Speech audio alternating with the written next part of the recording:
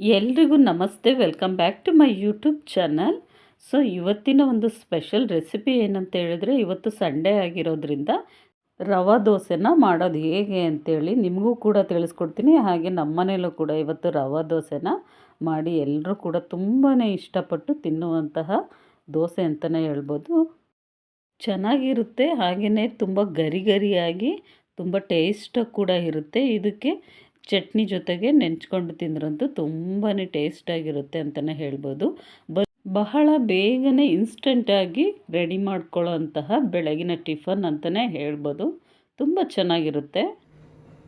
ಮೊದಲಿಗೆ ನಾನು ಒಂದು ಬೌಲಲ್ಲಿ ಈ ರೀತಿಯಾಗಿ ಇರೋವಂಥ ಒಂದು ಬೌಲಲ್ಲಿ ನಾನು ಅಕ್ಕಿ ಹಿಟ್ಟನ್ನ ಸೇರಿಸ್ತಾ ಇದ್ದೀನಿ. 1 ಬೌಲ್ ಆಗೋವಷ್ಟು ಅಕ್ಕಿ ಹಿಟ್ಟನ್ನ ಸೇರಿಸ್ಕೊಳ್ಳಿ. ಮತ್ತು ಅಷ್ಟೇ ಪ್ರಮಾಣ ಅಂತ ಅಲ್ಲ, ಅದಕ್ಕಿಂತ ಸ್ವಲ್ಪ ಚಿಕ್ಕದಾಗಿರೋ ಅಂತಹ ಬೌಲಲ್ಲಿ ನಾನು ರವೆನ ಸೇರಿಸ್ತಾ ಇದ್ದೀನಿ. ರವೆ ಅಂದರೆ ಈ ಉಪ್ಪಿಟ್ಟು ಮಾಡ್ತಾರಲ್ಲ ಆ ರವೆನೂ ಆಗುತ್ತೆ, ಇಲ್ಲ ಅಂದರೆ ಚಿರೋಟಿ ರವೆನೂ ಕೂಡ ಆಗುತ್ತೆ.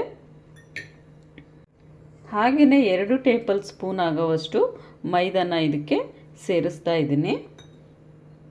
ಹಾಗೂ ಮತ್ತು 2 ಚಮಚ ಆಗೋವಷ್ಟು ನಾನು ಕಡಲೆ ಹಿಟ್ಟನ್ನು ಸೇರಿಸ್ತಾ ಇದ್ದೀನಿ. ಕಡಲೆ ಹಿಟ್ಟು ಹಾಕೋದ್ರಿಂದ ಬಣ್ಣ ಚೆನ್ನಾಗಿ ಬರುತ್ತೆ, ಹಾಗೂ ಗರಿ ಗರಿಯಾಗಿ ದೋಸೆ ಕೂಡ ತುಂಬ ಚೆನ್ನಾಗಿ ಬರುತ್ತೆ.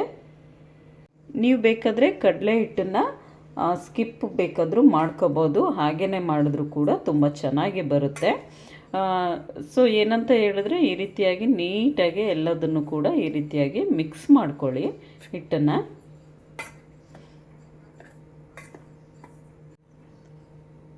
ನೀರನ್ನ ಹಾಕಿ ಚೆನ್ನಾಗಿ ಗಂಟಿಲ್ಲದ ರೀತಿಯಾಗಿ ಇದನ್ನು ಹಿಟ್ಟನ್ನು ನೀಟಾಗಿ ಮಿಕ್ಸ್ ಮಾಡ್ಕೊಳ್ಳಿ. ಒಂದು ಸ್ವಲ್ಪನೂ ಗಂಟಿರಬಾರ್ದು, ಆ ರೀತಿಯಾಗಿ ಇದನ್ನು ಮಿಕ್ಸ್ ಮಾಡಿ.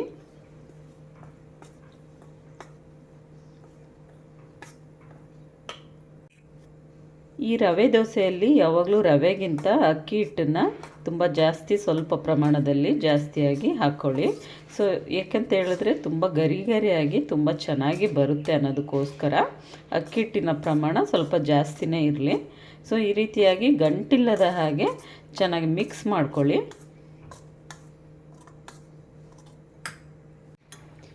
ಈ ರೀತಿಯಾಗಿ ಕಲಿಸ್ಕೊಂಡು ಒಂದು 10 ನಿಮಿಷ ಇದನ್ನು ನೆನೆಯಲು ಬಿಡಬೇಕು. ಇದನ್ನು ವಿಸ್ಕರ್ ಇಲ್ಲ ಅಂದರೆ ಈ ರೀತಿಯಾಗಿ ಚಿಕ್ಕದಾಗಿರೋಂಥ ಸ್ಪೂನಲ್ಲೂ ಕೂಡ ಕಲಿಸ್ಕೋಬೋದು.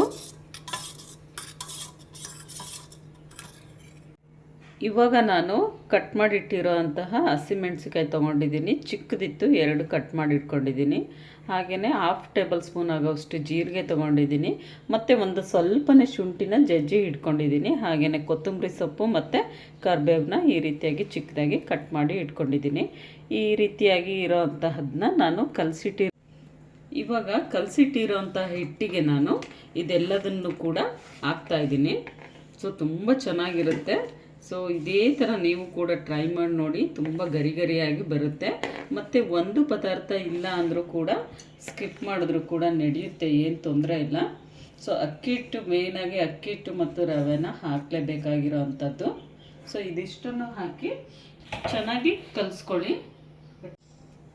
ಇವಾಗ ಇದಿಷ್ಟನ್ನು ಹಾಕಿ ನಾವು ರುಚಿಗೆ ಎಷ್ಟು ಬೇಕಷ್ಟು ನೋಡಿಕೊಂಡು ಉಪ್ಪನ್ನ ಹಾಕಿಬಿಟ್ಟು ಈ ರೀತಿಯಾಗಿ ಕಲಿಸ್ಕೊಳ್ಳಿ.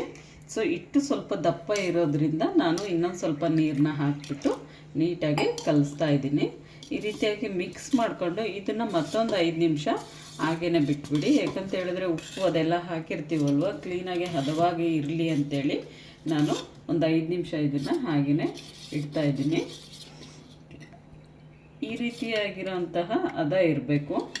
ನೀರು ದೋಸೆಗೆ ನಾವು ಯಾವ ರೀತಿ ಹಿಟ್ಟನ್ನು ನಾವು ಹದವಾಗಿ ಕಲಸಿ ಇಟ್ಕೊಂಡಿರ್ತೀವಲ್ವ, ಅದೇ ರೀತಿಯಾಗಿ ಇರಬೇಕು ಹಿಟ್ಟು. ಇವಾಗ ಒಂದು ಕಾದಿರೋ ಅಂಥ ಹಂಚಿಗೆ ನಾನ್ ಸ್ಟಿಕ್ ಹಂಚಾದರೂ ಆಗಿರ್ಬೋದು, ಇಲ್ಲಾಂದರೆ ಕಬ್ಬಿಣದ ಹಂಚಿನಾರು ಪಳಗಿಸಿರೋ ಹಂಚಿನಾದರೂ ಆಗಿರ್ಬೋದು. ಅದಕ್ಕೆ ಚೆನ್ನಾಗಿ ಎಣ್ಣೆಯನ್ನು ಈ ರೀತಿಯಾಗಿ ಸವರಿ.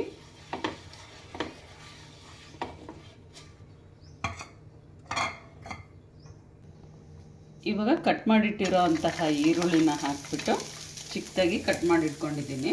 ಸೊ ಅದನ್ನು ಹಾಕಿಬಿಟ್ಟು ಹಂಚಿಗೆಲ್ಲ. ಸೊ ನೆಕ್ಸ್ಟು ಏನು ಕಲಸಿ ಇಟ್ಟಿದ್ವಲ್ವ ನಾವು ಆ ಹಿಟ್ಟನ್ನು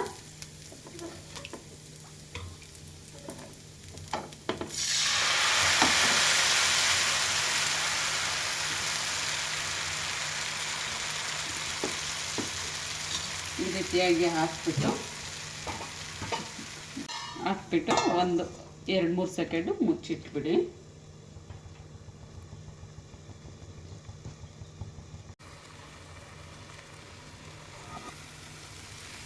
ಇವಾಗ ನೋಡಿ ದೋಸೆ ತುಂಬ ಚೆನ್ನಾಗಿ ಗರಿಗರಿಯಾಗಿ ಎಷ್ಟು ಕಲರ್ ನೋಡಿ ಎಷ್ಟು ಚೆನ್ನಾಗಿದೆ ಅಂಥೇಳಿ.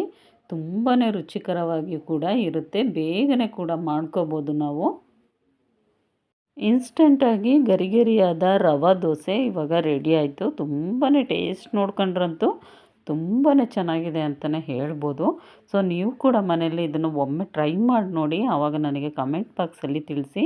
ಸೊ ಹೊಸಬ್ರು ಯಾರಾರು ಆಗಿದ್ದರೆ ದಯವಿಟ್ಟು ಸಬ್ಸ್ಕ್ರೈಬ್ ಮಾಡ್ಕೊಳ್ಳಿ ಫ್ರೆಂಡ್ಸ್. ನೆಕ್ಸ್ಟ್ ವ್ಲಾಗಲ್ಲಿ ಮತ್ತೆ ನಾನು ಇನ್ನೊಂದು ಒಳ್ಳೆ ರೆಸಿಪಿಯೊಂದಿಗೆ ಮತ್ತೆ ಸಿಗ್ತೀನಿ ಫ್ರೆಂಡ್ಸ್. ಹೀಗೆ ಸಪೋರ್ಟ್ ಮಾಡ್ತಾಯಿರಿ ಅಂತ ಹೇಳ್ತಾ ನನ್ನ ಚಾನಲ್ನ ದಯವಿಟ್ಟು ಪ್ಲೀಸ್ ಮತ್ತೊಮ್ಮೆ ಹೇಳ್ತಾ ಇದ್ದೀನಿ, ಪ್ಲೀಸ್ ಸಬ್ಸ್ಕ್ರೈಬ್ ಮಾಡ್ಕೊಂಡು ನೋಡಿ. ಹಾಗೆಯೇ ಲೈಕ್ ಮಾಡಿ, ಶೇರ್ ಮಾಡಿ ಮತ್ತು ಕಮೆಂಟ್ ಮಾಡಿ.